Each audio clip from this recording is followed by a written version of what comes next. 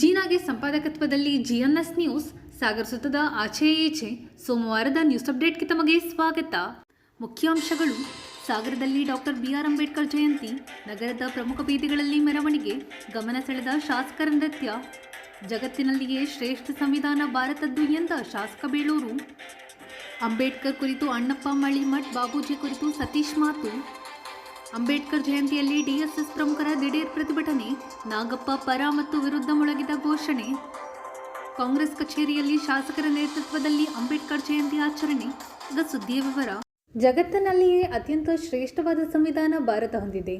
Doctor B R Ambedkar ಅವರ ದೂರದೃಷ್ಟಿಯ ಸಾಕಾರ ರೂಪ ಭಾರತ ಸಂವಿಧಾನ ಎಂದು ಶಾಸಕ ಹಾಗೂ ಅರಣ್ಯ ಕೈಗಾರಿಕಾ ಅಭಿವೃದ್ಧಿ ನಿಗಮದ ಅಧ್ಯಕ್ಷ ಗೋಪಾಲಕೃಷ್ಣ ಬೇಳೂರು ತಿಳಿಸಿದರು.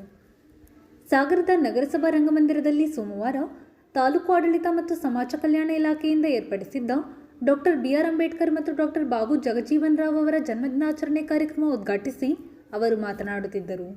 ಡಾಕ್ಟರ್ ಬಿಆರ್ ಅಂಬೇಡ್ಕರ್ ಕುರಿತು ಶಿವಮೊಗ್ಗ ಸರ್ಕಾರಿ ಪ್ರಥಮ ದರ್ಜೆ ಕಾಲೇಜಿನ ಸಹ ಪ್ರಾಧ್ಯಾಪಕ ಡಾಕ್ಟರ್ ಅಣ್ಣಪ್ಪ ಎನ್ ಮಳಿಮಠ್ ಉಪನ್ಯಾಸ ನೀಡಿದರು. ಡಾಕ್ಟರ್ ಬಾಬು ಜಗಜೀವನ್ ರಾವ್ ಕುರಿತು ಸತೀಶ್ ಕೃಷ್ಣ ತೀರ್ಥಹಳ್ಳಿ ಉಪನ್ಯಾಸ ನೀಡಿದರು. ನಗರಸಭಾಧ್ಯಕ್ಷೆ ಮೈತ್ರಿ ಪಾಟೀಲ್, ಉಪಾಧ್ಯಕ್ಷೆ ಸವಿತಾ ವಾಸು, ತಹಶೀಲ್ದಾರ್ ಚಂದ್ರಶೇಖರ್ ನಾಯ್ಕ್, ಪೌರಾಯುಕ್ತ ಎಚ್.ಕೆ. ನಾಗಪ್ಪ, ಕ್ಷೇತ್ರ ಶಿಕ್ಷಣಾಧಿಕಾರಿ ಪರಶುರಾಮಪ್ಪ, ತಾಲೂಕು ಪಂಚಾಯತಿ ಇಒ ಶಿವಪ್ರಕಾಶ್, ದಲಿತ ಸಂಘರ್ಷ ಸಮಿತಿಯ ಪರಮೇಶ್ವರ್ ದೂಗೂರು, ರೇವಪ್ಪ ಹೊಸಕೊಪ್ಪ, ನಾಗರಾಜ್, ಲಕ್ಷ್ಮಣ್ ಸಾಗರ್ ಇನ್ನಿತರರು ಹಾಜರಿದ್ದರು. ಸುರೇಶ್ ಸಹಾನೆ ಸ್ವಾಗತಿಸಿದರು. ವೇಟಿಸ್ವಾಮಿ ಕಾರ್ಯಕ್ರಮ ನಿರೂಪಿಸಿದರು. ಇದಕ್ಕೂ ಮೊದಲು ಡಾಕ್ಟರ್ ಬಿಆರ್ ಅಂಬೇಡ್ಕರ್ ಭಾವಚಿತ್ರದ ಮೆರವಣಿಗೆ ನಡೆಯಿತು. ಶಾಸಕ ಗೋಪಾಲಕೃಷ್ಣ ಬೇಳೂರು ಜಾಂಜ್ಗೆ ಸ್ಟೆಪ್ ಹಾಕುವ ಜೊತೆಗೆ ಡೊಳ್ಳು ಕುಣಿತಕ್ಕೆ ತಾಳ ಬಡಿದು ಗಮನ ಸೆಳೆದರು. ಅಂಬೇಡ್ಕರ್ ಜಯಂತಿಯನ್ನ ಅದ್ಧೂರಿಯಾಗಿ ಹಬ್ಬದ ವಾತಾವರಣದಲ್ಲಿ ಇವತ್ತು ಕಾರ್ಯಕ್ರಮವನ್ನು ಮಾಡುತ್ತಿದ್ದಾರೆ. ಈ ದೇಶ ಕಂಡಂತ ಮಹಾನ್ ಕ್ರಾಂತಿಕಾರಿಕ ನಾಯಕ, ಜಗತ್ತಿಗೆ ಇವತ್ತು ಮಾದರಿಯಾದಂಥ ವ್ಯಕ್ತಿತ್ವವನ್ನು ಕೊಟ್ಟಂಥವ್ರು. ಇವತ್ತು ಭಾರತ ದೇಶದಲ್ಲಿ ಇವತ್ತು ಸಮಾನತೆಯ ಹಕ್ಕುಗಳನ್ನು ಕೊಟ್ಟು ಇವತ್ತು ಏನಾದರೂ ಭಾರತ ಇಷ್ಟು ಎತ್ತರಕ್ಕೆ ಬೆಳೆಯಲಿಕ್ಕೆ ಕಾರಣ ಡಾಕ್ಟರ್ ಅಂಬೇಡ್ಕರ್ ಅವರು. ಭಾರತ ರತ್ನ ಅಂಬೇಡ್ಕರ್ ಅವರು ಈ ದೇಶದ ಒಂದು ಕ್ರಾಂತಿಕಾರಕ ಬದಲಾವಣೆ ಮಾಡುವ ಮೂಲಕ ನಮಗೆ ಒಂದು ಸಂವಿಧಾನವನ್ನು ಕೊಟ್ಟು ಹೋಗಿದ್ದಾರೆ. ಇದು ಇಡೀ ನಮ್ಮ ರಾಜ್ಯ ಅಲ್ಲ, ದೇಶಾದ್ಯಂತ ಇವತ್ತು ಸಂಘಟನೆ ಮಾಡುವ ಮೂಲಕ ಜನಪರವಾದಂಥ ಎಲ್ಲ ವ್ಯಕ್ತಿಗಳು ಸಹ ಇವತ್ತು ಅವರ ಹುಟ್ಟುಹಬ್ಬವನ್ನು ನಾವೆಲ್ಲರೂ ಸಂಭ್ರಮದಲ್ಲಿ ಆಚರಣೆ ಮಾಡ್ತೀವಿ. ಏನಾಗಿದೆ, ಇವತ್ತು ಸಂವಿಧಾನದ ಬಗ್ಗೆ ನಾವು ಯಾರು ಮಾತಾಡುವಂಥದ್ದಿಲ್ಲ. ಇವತ್ತು ಭಾರತದ ಸಂವಿಧಾನ ಅಷ್ಟು ಗಟ್ಟಿಯಾಗಿದೆ. ಎಂಥ ಅಮೆರಿಕ ದೇಶ, ಬೇರೆ ದೇಶದವರು ಆ ಸಂವಿಧಾನವನ್ನು ಹೇಗೆ ಬರೆದರು ಅಂತ ಕೇಳೋ ರೀತಿಯಲ್ಲಿ ಇವತ್ತು ಕೇಳ್ತಾ ಇದ್ದಾರೆ. ಅಂದರೆ ಅಷ್ಟು, ಯಾಕಂದ್ರೆ ನಮ್ಮಲ್ಲಿರುವಂತಹ ಭಾರತ ದೇಶ ಇವತ್ತು ಇಡೀ ಪ್ರಜಾಪ್ರಭುತ್ವ ದೇಶದಲ್ಲಿ ಹಲವಾರು ಜಾತಿ ಧರ್ಮಗಳ ಒಳಗೊಂಡಿರುವಂಥದ್ದು. ಆದರೆ ಬೇರೆ ದೇಶದಲ್ಲಿ ಒಂದೇ ಜಾತಿ ಅಥವಾ ಎರಡು ಜಾತಿ ಇರುವಂತಹ ಒಂದು ಇರ್ಬೋದು. ಆದರೆ ಭಾರತದ ಈ ಸಂವಿಧಾನ ಇವತ್ತು ಅಂಬೇಡ್ಕರ್ ಅವರನ್ನ ಹೆಸರು ಹೇಳದೇ ಇರುವಂತೇ ಇಲ್ಲ. ಇವತ್ತು ಅದರಲ್ಲೂ ವಿಶೇಷವಾಗಿ ಹಿಂದುಳಿದ ವರ್ಗದ ಜನರಿಗೂ ತುಂಬಾ ಅದ್ಭುತವಾದಂಥ ಇವತ್ತು ಬದುಕು ಕಟ್ಟಿಕೊಟ್ಟಂತಹ ಮಹಾನ್ ನಾಯಕ ಇವತ್ತು ಡಾಕ್ಟರ್ ಅಂಬೇಡ್ಕರ್ ಇದ್ದಾರೆ. ಅಂತ ಒಬ್ಬ ನಾಯಕ ಮತ್ತು ಜಗಜೀವನ್ ರಾವ್ ಸಹ ಈ ದೇಶ ಕಂಡಂತೆ ಒಬ್ಬ ರಾಜಕಾರಣಿಯಾಗಿ ಇವತ್ತು ಇಡೀ ರಾಷ್ಟ್ರದಲ್ಲಿ ಅವ್ರನ್ನೂ ಸಹ ಅವರ ಹುಟ್ಟುಹಬ್ಬವನ್ನು ಆಚರಿಸುವ ಮೂಲಕ ಸಂಭ್ರಮವನ್ನು ಕೊಡ್ತಾ ಇದ್ದೀವಿ. ಅಂದ್ರೆ ಭಾರತ ಇತಿಹಾಸದಲ್ಲಿ ಅಂಬೇಡ್ಕರ್ ಅವರ ಇತಿಹಾಸವನ್ನ, ಅವರ ಬದುಕು ಏನಿತ್ತು ಅವಾಗ ಹೇಳೋದು ಗೊತ್ತಿಲ್ಲ. ಬಟ್ ಅವ್ರು ಕೊಟ್ಟಂತ ಅವರು ಏನು ಆ ಕಾಲದಲ್ಲಿ ತಮ್ಮ ಬದುಕಿನಲ್ಲಿ ಕಷ್ಟ ಬಿದ್ದು ಈ ಭಾರತ ದೇಶದ ಮುಂದೆ ನನ್ನ ತರ ಆಗಬಾರದು, ಈ ಭಾರತ ಅತ್ಯಂತ ಎತ್ತರಕ್ಕೆ ಬೆಳೆದು ಸಮಾನತೆ ಹಕ್ಕು ಪಡೆಯಬೇಕಂತ ಕೊಟ್ಟಂತ ಮಹಾನ್ ನಾಯಕ ಇವತ್ತು ನಾವು ನೆನೆಸ್ಕೊಳ್ಳೋದಾಗಿದೆ. ಖುಷಿ ಆಯ್ತು. ಸಾಗರದ ಆಡಳಿತ ಮಂಡಳಿ ಆಡಳಿತಾಧಿಕಾರಿ ಅಂತ ಸುರೇಶ್ ಅವರು ನಮ್ಮ ತಹಶೀಲ್ದಾರ್ ಅವರ ನೇತೃತ್ವದಲ್ಲಿ, ನಮ್ಮ ನಾಗಪ್ಪ ಅವರ ನೇತೃತ್ವದಲ್ಲಿ ತುಂಬಾ ಚೆನ್ನಾಗಿ ಅದ್ದೂರಿಯಾಗಿ ಮೆರವಣಿಗೆ ಮಾಡಿ ತುಂಬಾ ನಮ್ಮ ಹೆಣ್ಮಕ್ಳು ಎಲ್ಲರೂ ಭಾಗವಹಿಸಿ ಬಂದಿದ್ರಲ್ಲ, ಅದೇ ಒಂದು ಖುಷಿ ಆಗಿದೆ. ಅಂದ್ರೆ ಅಂಬೇಡ್ಕರ್ ಅವರನ್ನ ಸದಾ ನಾವು ನೆನ್ಪಿಡುವಂಥದ್ದಾಗಬೇಕು. ಇವತ್ತೇನಾದ್ರೂ ನಾವು ಇವತ್ತು ಬದುಕಿಗೆ ಹಕ್ಕು ಸಿಕ್ಕಿದೆ ಅಂತ ಹೇಳಿದ್ರೆ ಆ ಪುಣ್ಯಾತ್ಮ ಪಟ್ಟಂತದ ಒಂದು ನಮ್ಮ ಸಂವಿಧಾನ ನೆನ್ಪಿಡಬೇಕು. ಅಂತ ಒಬ್ಬ ಮಹಾನಾಯಕನ ಹೆಸರಲ್ಲಿ ಇವತ್ತು ಕಾರ್ಯಕ್ರಮವನ್ನು ಮಾಡಿದ್ದೀರಿ. ನಾನು ಜಾಸ್ತಿ ಮಾತಾಡೋದಿಲ್ಲ. ಈ ಮಾತನ್ನ ನಮ್ಮ ಅಣ್ಣಪ್ಪ ಇಸ್ಕೊಂಡು ಹೋಗ್ಬೇಕಾಗಿದೆ. ಬಹಳ ಜನ ನೀವು ನೋಡಿದ್ದೀರಿ, ಅಂಬೇಡ್ಕರ್ ಅವರ ಬಗ್ಗೆ, ಸಂವಿಧಾನದ ಬಗ್ಗೆ ಯಾರು ಈ ದೇಶದಲ್ಲಿ ಚಕ್ಕರೆ ಅಂತ ಪ್ರಶ್ನೆ ಇಲ್ಲ. ಈ ದೇಶದ ಸಂವಿಧಾನವನ್ನ ಅಷ್ಟು ಅಚ್ಚುಕಟ್ಟಾಗಿ ಸಮಾನತೆ ಕೊಟ್ಟಂತ ಮಹಾನ್ ನಾಯಕನ ಪ್ರಶ್ನೆ ಮಾಡುವಂತ ಹಕ್ಕು ಈ ದೇಶದ ಯಾವರಿಗೂ ಇಲ್ಲ. ಇವತ್ತು ಅಂತ ವ್ಯಕ್ತಿಯರು ಇವತ್ತು ಹುಟ್ಟುಹಬ್ಬವನ್ನು ಆಚರಿಸಿಕೊಳ್ಳುವ ಮೂಲಕ ಇವತ್ತು 134 ವರ್ಷ ಅಲ್ಲ, ಅವರ ಜನ್ಮ ಚರಿತ್ರೆನೇ ಈ ಭೂಮಿ ಇರುವವರೆಗೂ ನಡೀತಾ ಇರುತ್ತೆ. ಈ ಭೂಮಿ ಇರುವವರೆಗೂ ಅವರ ಜನ್ಮ ಚರಿತ್ರೆ ನಡೀತಾ ಇರುತ್ತೆ. ಅದು ಕೊಟ್ಟಂತ ಹಕ್ಕು.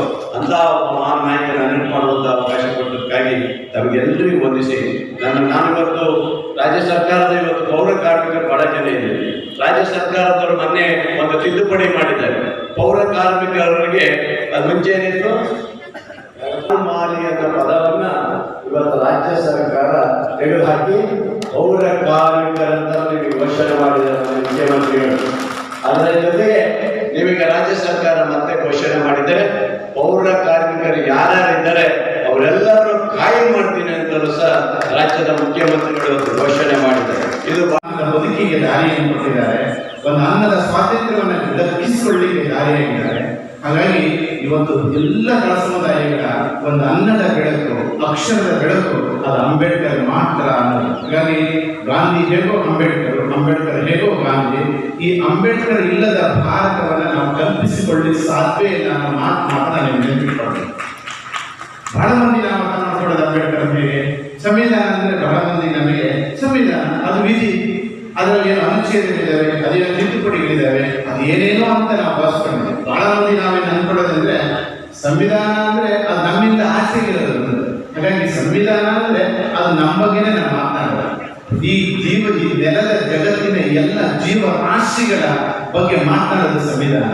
ಈ ನೆಲದ ಜಗತ್ತಿನ ಎಲ್ಲ ಜೀವಗಳು ಬದುಕುವ ಹಾಗೆ ಮಾಡಿದ ಸಂವಿಧಾನ. ಹಾಗಾಗಿ ಬದುಕುವ ಹಕ್ಕು ಮನುಷ್ಯನಿಗೆ ಮಾತ್ರ ಅಲ್ಲ, ಈ ನೆಲದ ಎಲ್ಲ ಜೀವಿಗಳಿಗೂ ಕೂಡ ಬದುಕುವ ಸ್ವಾತಂತ್ರ್ಯವನ್ನು ಕಲ್ಪಿಸಿಕೊಟ್ಟಿದ್ದು ಈ ಸಂವಿಧಾನ. ಹಾಗಾಗಿ ಸ್ನೇಹಿತರೆ, ನಾವು ಈ ಸಂವಿಧಾನವನ್ನು ಹೇಗೆ ಗ್ರಹಿಸಿದ್ದೀವಿ. ಹಾಗಾಗಿ ಸಂವಿಧಾನದ ಬಗ್ಗೆ ಸಾಮಾನ್ಯವಾದ ತಿಳುವಳಿಕೆ ಅಲ್ಲ. ನೀವು ಕಲ್ಪಿಸಿಕೊಳ್ಳಿ, ನಾನು ಈ ನೆಲದ ಮೇಲೆ ಓಡಾಡ್ತಾ ಇದ್ದೀನಿ ಎಂದು ನಾನು ಈಗ ಮಾತನಾಡ್ತಾ ಇದ್ದೀನಿ ಎಂದು ಸಂವಿಧಾನವೇ ಕಾರಣ. ಹಾಗಾಗಿ ಅಕ್ಷರ ಜಗತ್ತಿನಿಂದ, ಅನ್ನದ ಜಗತ್ತಿನಿಂದ, ಬದುಕಿನ ಜಗತ್ತಿನಿಂದ ಹೊರಗಿಟ್ಟಂತಹ ಸಮುದಾಯವನ್ನು ಎಚ್ಚರಗೊಳ್ಳುವ ಹಾಗೆಯೇ ಮಾಡಿದ್ದು ಈ ಸಂವಿಧಾನ. ಹಾಗಾಗಿ ಅಂಬೇಡ್ಕರ್ ಹೇಳಿದ್ದಾರೆ ಒಂದು ಕಡೆ 1950 ಜನವರಿ 26 ನಾವು 2 ವಿರುದ್ಧ ದಿಕ್ಕಿಗಳಿಗೆ ಪ್ರವೇಶ ಮಾಡ್ತಾ ಇದ್ದೀವಿ. ಒಂದು ಹಕ್ಕು ರಾಜಕೀಯ ಮತದಾನದ ಹಕ್ಕಿನ ಮೂಲಕ ನಾವು ರಾಜಕೀಯ ಸ್ವಾತಂತ್ರ್ಯವನ್ನು ಪಡ್ಕೊಂಡಿದ್ದೀವಿ. ಆದರೆ ಒಂದು ನೆನಪಿಟ್ಕೊಳ್ಳಿ, ಎಲ್ಲಿವರೆಗೂ ಸಾಮಾಜಿಕ ಮತ್ತು ಆರ್ಥಿಕ ಸ್ವಾತಂತ್ರ್ಯವನ್ನು ದಕ್ಕಿಸಿಕೊಳ್ಳಕ್ಕೆ ಸಾಧ್ಯ ಇಲ್ಲವೋ ಆಗ ಯಾರು ಈ ರೀತಿಯ ಅಪಮಾನಕ್ಕೊಳಗಾದ ಸಮುದಾಯ ಅವರು ಕ್ರಾಂತಿಯನ್ನ ಮಾಡಿ ಹಿರಿಯರು ಕಷ್ಟಪಟ್ಟು ಕಟ್ಟಿದಲ್ಲಿ ಪ್ರಜಾತಾಂತ್ರಿಕ ವ್ಯವಸ್ಥೆಯನ್ನು ಮುಚ್ಚಲು ಮಾಡ್ತಾರೆ ಅಂತ ಅಂಬೇಡ್ಕರ್ ಅವತ್ತೇ ಹೇಳಿ. ಹಾಗಾಗಿ ಅಂಬೇಡ್ಕರ್ನ ದೂರದೃಷ್ಟಿ ಸಂವಿಧಾನದಲ್ಲಿದೆ. ಹಾಗಾಗಿ ಸಂವಿಧಾನ ಅಂದ್ರೆ ಅದು ನಾವು ನಮಗೆ ಒಂದು ಸಾಮಾನ್ಯದ ಅರಿವು ಇಲ್ಲದೆ ನಾವು ಹೋರಾಡ್ತಿದ್ದೀವಲ್ಲ, ಮುಂದ ಅಕ್ಷರ ಜಗತ್ತಿನಲ್ಲಿ, ಇವತ್ತಿನ ಓದಿನ ಜಗತ್ತಲ್ಲಿ ನಾವು ಯಾಕೆ ಸಂವಿಧಾನವನ್ನು ಗ್ರಹಿಸ್ತಾ ಇಲ್ಲ ಅಂತ ಅಂದ್ರೆ ಅರ್ಥ, ಸಂವಿಧಾನವನ್ನು ಗ್ರಹಿಸ್ತಾ ಇಲ್ಲ ಅಂದ್ರೆ ನಮ್ಮ ಬಗ್ಗೆ ನಾವು ಅರ್ಥ ಮಾಡ್ಕೊಳ್ತಾ ಇಲ್ಲ ಅನ್ನುವಂಥದ್ದನ್ನು ನಾವು ಅರಿಬೇಕಾಗಿದೆ. ಹಾಗಾಗಿ ಪ್ರಭುತ್ವದ ಈ ಪ್ರಜಾಪ್ರಭುತ್ವ ವ್ಯವಸ್ಥೆಯನ್ನ ಇವತ್ತಿಗೂ ಈ ತರದ ಉಳಿಸ್ಕೊಳ್ಳಿಕ್ಕೆ ಕಾರಣ ಆಗಿದೆ ಈ ಸಂವಿಧಾನ ಅನ್ನೋದನ್ನ. ಆಹಾರ ಹೆಚ್ಚಿನ ದಾಳಿ ಮಾಡುತ್ತೆ ದೇಶಕ್ಕೆ. ಆಗ ಸಚಿವರಾಗಿದ್ದವರು ಮತ್ತೆ ಬಹಳ ದೊಡ್ಡ ಪ್ರಮಾಣದ ಆಹಾರದ ಈ ಫುಡ್ ಕ್ರೈಸಿಸ್ ಇದೆಯಲ್ಲ, ಬಹಳ ದೊಡ್ಡ ಪ್ರಮಾಣದಲ್ಲಿ ಹಸಿವಿನಿಂದ ನರಳುವಂತಾದಂಥ ದೇಶದ ಆ ಸ್ಥಿತಿಯನ್ನು ಮೇಲೆತ್ತವರು ನಮಗೆ ಯಾರಿಗೂ ಕಲ್ಪನೆ ಮಾಡ್ಕೊಳ್ಳೋದಕ್ಕಾಗಲ್ಲ. ಬಾಪೂಜಿಯವರ ಹಸಿರು ಕ್ರಾಂತಿ, ನಿಮಗೆ ಹಸಿರು ಕ್ರಾಂತಿಯ ಪಿತಾಮಹ ಅಂತ ನಾವು ಡಾಕ್ಟರ್ MS ಸ್ವಾಮಿನಾಥನ್ ಅವರನ್ನು ಹೇಳ್ತೀವಿ. ಸ್ವಾಮಿನಾಥನ್ ಅವರಿಗೆ ಭಾರತ ರತ್ನ ಕೂಡ ಸಿಗ್ತದೆ. ಆ ಸಮಯದಲ್ಲಿ ಇದೆಲ್ಲದಕ್ಕೂ ಮೂಲ ಪ್ರೇರಣೆಯಾಗಿರುವ ಬಾಪೂಜಿಯವ್ರನ್ನ ನೆನೆದೇನೆ ಇದ್ದರೆ ಈ ದೇಶಕ್ಕೆ ಕೃತಜ್ಞತೆ ಇಲ್ಲ ಅಂತಾಗುತ್ತೆ. ಯಾಕೆಂದರೆ ಅರ್ಧದಷ್ಟು ಜನಸಂಖ್ಯೆ ಹಸಿವಿನಿಂದ ಸಾಯುವಂಥ ಸ್ಥಿತಿಯಲ್ಲಿರುತ್ತೆ 1962 ನಂತರದಲ್ಲಿ. ಆಗ ಆ್ಯಕ್ಚುಲ್ ಆಗಿ ಬಾಬೂಜಿಯವರು ಕೃಷಿ ಮಂತ್ರಿ ಆಗಿರಲಿಲ್ಲ, ಕಾರ್ಮಿಕ ಮಂತ್ರಿ ಆಗಿರ್ತಾರೆ. ಅವರಿಗೆ ಕೃಷಿಯನ್ನು ಹೆಚ್ಚುವರಿಯಾಗಿ ಕೊಡ್ತಾರೆ. ನಮ್ಗೆ ಗೊತ್ತಿರಲಿ, ಪ್ರತಿಯೊಂದು ಇಲಾಖೆಗಳು ಕೂಡ ಸೊರಗ್ತಾ ಇದ್ದಾಗ ಆ ಇಲಾಖೆಗಳನ್ನು ದಕ್ಷವಾಗಿ ನಿರ್ವಹಿಸಬೇಕು ಅಂತ ಬಾಬೂಜಿಯವರಿಗೆ ಕೊಡಲಾಗತ್ತೆ. ಸುಮಾರು 30 ವರ್ಷಗಳ ಕಾಲ ಅವರು ಕಾರ್ಮಿಕ ಮಂತ್ರಿ ಆಗ್ತಾರೆ, ಕೃಷಿ ಮಂತ್ರಿ ಆಗ್ತಾರೆ, ಸಾರಿಗೆ ಸಂವಹನ ಮಂತ್ರಿ ಆಗ್ತಾರೆ, ಅದಕ್ಕಿಂತ ರಕ್ಷಣಾ ಮಂತ್ರಿ ಆಗ್ತಾರೆ. ಅವರ ಎಲ್ಲ ಖಾತೆಗಳನ್ನು ಕೂಡ ಅವರಷ್ಟು ಅದ್ಭುತವಾಗಿ ನಿರ್ವಹಿಸಿರುವಂಥ ಮತ್ತೊಬ್ಬ ವ್ಯಕ್ತಿ ಈ ದೇಶದಲ್ಲಿಲ್ಲ. ಇವತ್ತಿಗೂ ಕೂಡ ಆ ಖಾತೆಯ ಅತ್ಯಂತ ಪರಿಣಾಮಕಾರಿ ಕೆಲಸ ಮಾಡಿರುವಂತಹ ಪಟ್ಟಿಯನ್ನು ತೆಗೆದು ನೋಡಿದ್ರೆ ಅದರಲ್ಲಿ ಮೊದಲನೇ ಹೆಸರು ಬಾಬೂಜಿ ಇರುತ್ತೆ. ಅಂದರೆ ಎಲ್ಲ ಕಾಲದಲ್ಲೂ ಕೂಡ ಎಲ್ಲ ವರ್ಗಗಳಿಗೂ ಕೂಡ ವಿಶೇಷವಾಗಿ ದಮನಿತರಿಗೆ ಅತಿ ಹೆಚ್ಚು ಅವಕಾಶಗಳನ್ನು ಕೊಡಬೇಕು ಅಂತ. ನಮಗೆ ಬಿಹಾರದಲ್ಲಿ 1936ರಲ್ಲೇ ಒಂದು ತಾತ್ಕಾಲಿಕ ಸರ್ಕಾರ ಆಗುತ್ತೆ. ಅವರು ಅವಿರೋಧವಾಗಿ ಆಯ್ಕೆಯಾಗಿರ್ತಾರೆ. ಆ ಸಮಯದಲ್ಲೇ ಅವರು ಮಂತ್ರಿ ಆಗುವಂಥ ಅವಕಾಶ ಬಂದಾಗ ಅದನ್ನು ಬೇರೆಯವರಿಗೆ ಅದನ್ನು ಅದೇ ವರ್ಗದ ಒಬ್ಬ ಹಿರಿಯರಿಗೆ ಕೊಟ್ಟು ಅವರು ಸಂಸದೀಯ ಕಾರ್ಯದರ್ಶಿ ಆಗ್ತಾರೆ. ಆ ಕಾಲದಲ್ಲಿ ಶಿಕ್ಷಣಕ್ಕೆ ಸಂಬಂಧಪಟ್ಟ ಹಾಗೆ ಪರಿಶಿಷ್ಟ ಜಾತಿಯವರಿಗೆ ವರ್ಗದವರಿಗೆ ಮೊದಲನೇ ಸಾರಿ ಉಚಿತ ಶಿಕ್ಷಣವನ್ನು ಕೊಟ್ಟವರು, ಸ್ಕಾಲರ್ಶಿಪ್ ಕೊಟ್ಟವರು. ಅಷ್ಟೆಲ್ಲ ಕೊಟ್ಟರು ಕೂಡ ಮಕ್ಕಳು ಬರಲ್ಲ, ಯಾಕೆಂದ್ರೆ ಅವ್ರು ದುಡಿಬೇಕು. ಆ ಕಾರಣಕ್ಕಾಗಿ ಫೆಲೋಶಿಪ್ ಕೊಟ್ಟವರು ಬಾಬೂಜಿಯವರು. ಇವತ್ತು ಎಲ್ಲ ವರ್ಗಗಳಲ್ಲೂ ಆ ವರ್ಗ ತುಳಿತದ ವರ್ಗ ಇದೆಯಲ್ಲ, ದಮನಿತ ವರ್ಗಗಳು ಕಾಣೋದಕ್ಕೆ ಸಿಗುತ್ತೆ ಅಂದರೆ ಅದಕ್ಕೆ ಕಾರಣ ಬಾಬೂಜಿಯವರು. ಆಮೇಲೆ ನಮ್ಗೆ ಗೊತ್ತಿರಲಿ, ಬ್ರಿಟಿಷ್ ಕೌನ್ಸಿಲು ಬಹಳಷ್ಟು ಕಡೆಗೆ ಈ ದಲಿತರ ಬಗ್ಗೆ, ಹಿಂದುಳಿದವರ ಬಗ್ಗೆ ಅಧ್ಯಯನ ಮಾಡುವಾಗೆಲ್ಲ ಅವರು ಬಾಬೂಜಿಯವ್ರನ್ನ ಬಿಡ್ತಾ ಇರಲಿಲ್ಲ. ಅವರು ಅಗತ್ಯವಾಗಿ ಸಲಹೆ ಸೂಚನೆಗಳಿಗೆ ಬೇಕಾಗಿತ್ತು. ಅದರ ಜೊತೆಗೆ ಸಂವಿಧಾನ ರಚನಾ ಸಭೆಯಲ್ಲಿ ಕೂಡ ಬಾಬೂಜಿಯವರು ಸದಸ್ಯರಾಗಿದ್ದರು. ಮತ್ತು ಅವರ ಬಹಳಷ್ಟು ವಿಚಾರಗಳನ್ನು ಸಂವಿಧಾನ ಒಳಗೊಳ್ಳೋದಕ್ಕೆ ಸಾಧ್ಯ ಆಯಿತು. ಆ ಸಂವಿಧಾನ ಕೂಡ ಒಂದು ಜೀವಪರವಾಗಿ ತಾಯ್ತನದ ಸಂವಿಧಾನ ಆಗೋದಕ್ಕೆ ಕಾರಣ ಆದವರಲ್ಲಿ ಬಾಬೂಜಿಯವರು ಕೂಡ ಒಬ್ಬರು. ಬಹಳ ದೊಡ್ಡ ವಿರೋಧಗೊಂಡ ಒಂದು ಬಡವರ ಯೋಜನೆಗಳಿಗೆ ಬರೋ ವಿರೋಧಗಳ ಥರನೇ ಸಂವಿಧಾನಕ್ಕೂ 108 ವಿರೋಧಗಳು ಒಳಗೊಳಗೆ ಹುಟ್ಟುವಾಗ ಕೂಡ ಅದನ್ನೆಲ್ಲ ಎದುರಿಸಿದವರಲ್ಲಿ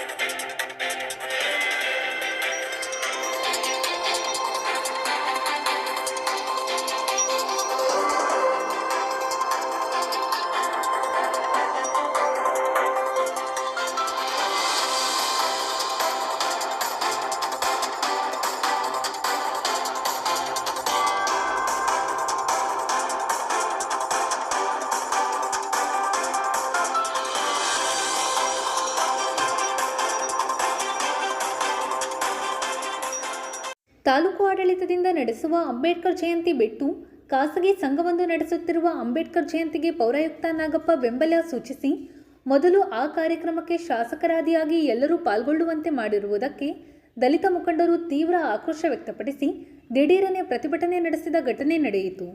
ಇದಕ್ಕೆ ವಿರುದ್ಧವಾಗಿ ಪೌರಾಯುಕ್ತರ ಪರವಾಗಿ ಅಂಬೇಡ್ಕರ್ ಯುವಕ ಸಂಘದ ಕಾರ್ಯಕರ್ತರು ಘೋಷಣೆ ಕೂಗಿದ್ದರು. ಕ್ಷಣಕಾಲ ಸ್ಥಳದಲ್ಲಿ ಉದ್ವಿಗ್ನತೆ ಸೃಷ್ಟಿಯಾಗಿತ್ತು. ದಲಿತ ಸಂಘರ್ಷ ಸಮಿತಿಯ ಪರಮೇಶ್ವರ್ ದೂಗೂರು, ನಾಗರಾಜ್, ರೇವಪ್ಪ, ಲಕ್ಷ್ಮಣ್ ಸಾಗರ್ ಇನ್ನಿತರರು ಪೌರಾಯುಕ್ತ ನಾಗಪ್ಪ ವಿರುದ್ಧ ಘೋಷಣೆ ಕೂಗಿದರು. ನಂತರ ಶಾಸಕರು ಪರಿಸ್ಥಿತಿಯನ್ನು ನಿಭಾಯಿಸಿ ದಲಿತ ಮುಖಂಡರನ್ನು ಸಮಾಧಾನಪಡಿಸಿದ ಘಟನೆ ನಡೆಯಿತು.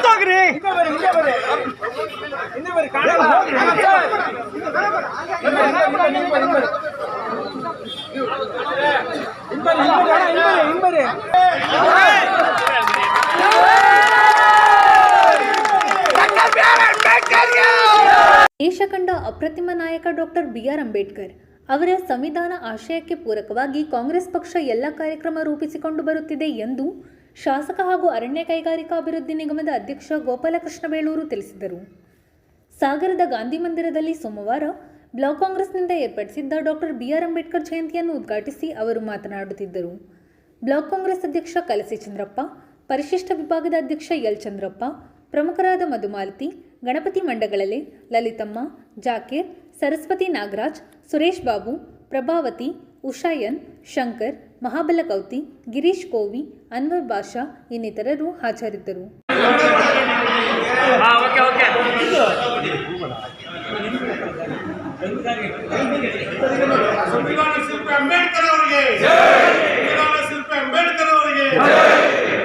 ಜೈ ಜೈ ಜೈ ಜೈ ಭೀಮ್ ಜೈ ಭೀಮ್ ಜೈ ಭೀಮ್ ಸಂವಿಧಾನ ಶಿಲ್ಪಿ ಅಂಬೇಡ್ಕರ್ ಅವರಿಗೆ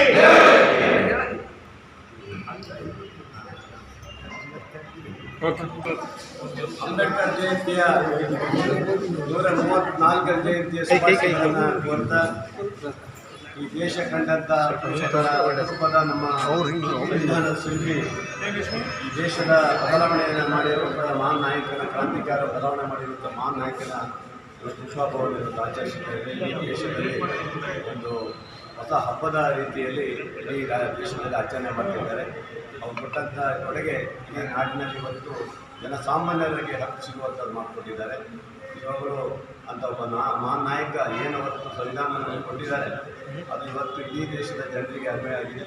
ಅದರಿಂದ ಆ ನಾಯಕನ ತತ್ವ ಸಿದ್ಧಾಂತಗಳಿಗೆ ನಾವೆಲ್ಲರೂ ಒಂದರಾಗಿ ದೇಶದಲ್ಲಿ ಯಾವುದೇ ರೀತಿಯ ಸಂವಿಧಾನದಲ್ಲಿ ವಿಚಾರದಲ್ಲಿ ಯಾರೂ ಪ್ರಶ್ನೆ ಮಾಡುವಂಥದ್ದಾಗಬಾರ್ದು, ಯಾರೂ ಚಕ್ರ ಎತ್ತುವಂತಾಗಬಾರ್ದು. ಆ ಮಹಾನ್ ನಾಯಕ ಬರೆದಿರೋದೇ ಅಂತಿಮವಾಗಿರುತ್ತದೆ. ಅವರ ಆಧಾರದ ಮೇಲೆ ಇಡೀ ದೇಶ ನಿಂತಿದೆ. ಆ ದೇಶ ಮುನ್ನಡೆಯಬೇಕಾದ್ರೆ ನೆನಪು ಮಾಡ್ಕೊಳ್ಬೇಕಾಗಿದೆ. ಅವರ ನಾಯಕನ ಜನ್ಮದಿನತೆಯನ್ನು ಅದ್ದೂರಿಯಾಗಿ ಸಾಗುವುದನ್ನು ಸಹ ಮಾಡ್ತಾ ಇದ್ದೀವಿ. ನಮ್ಮ ಪಾರ್ಟಿ ಹೆಸರನ್ನು ನಾವು ಮಾಡಿದ್ದೀವಿ. ಶುಭಾಶಯ. ಇದು ಸೋಮವಾರದ ಸಮಗ್ರ ಸುದ್ದಿ. ನಿರಂತರ ಸುದ್ದಿಗಾಗಿ ನೋಡ್ತಾ ಇರಿ GNS ನ್ಯೂಸ್. ನಮಸ್ಕಾರ.